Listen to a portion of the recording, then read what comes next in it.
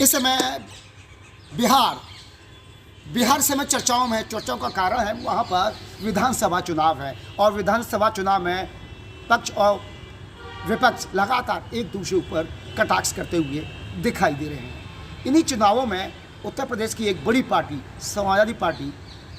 इन चुनावों में हिस्सा नहीं ले रही है। सपा प्रमुख अखिलेश यादव पहले ही कह चुके थे कि अगर हमने वहाँ चुनाव में हिस्सा लिया तो जो हमारा ध्येय है, केंद्र बिंदु है उत्तर प्रदेश के आगामी 27 में होने वाले विधानसभा चुनाव, उससे उनका ध्यान भटक जाएगा, हमारे कार्यकर्ताओं का भी ध्यान भटक जाएगा जिनमें हिस्सा नहीं लिया। लेकिन वो अपने लोगों के लिए वहाँ पर चुनाव प्रचार में जुटे हुए और एक ऐसी चुनाव प्रचार की एक जनसभा में उन्होंने देश की केंद्र सरकार को कटघरे में खड़ा किया। उन्होंने अपनी बेबाकी अंदाज में कहा कि जिस तरीके से देश की जनता को गुमराह किया जा रहा है, आज डॉलर कहाँ पर है, लेकिन यही भारतीय जनता पार्टी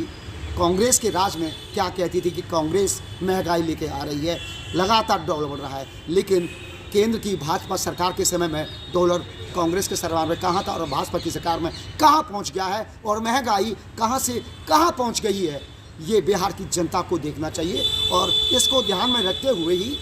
बिहार की जनता को वोट देना चाहिए। और जानिए, देखिए सपा प्रमुख अखिलेश यादव ने जनसभा में क्या कहा।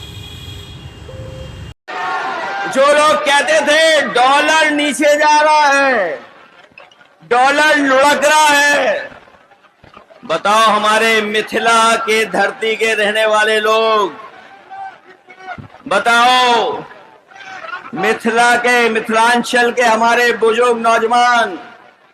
यही बीजेपी के लोग कहते थे कि डॉलर नीचे आ रहा है, महंगाई ऊपर बढ़ रही है। बताओ आज डॉलर कहां पहुंच गया है, जमीन पर हमारे रुपया को पहुंचा दिया कि नहीं पहुंचा दिया।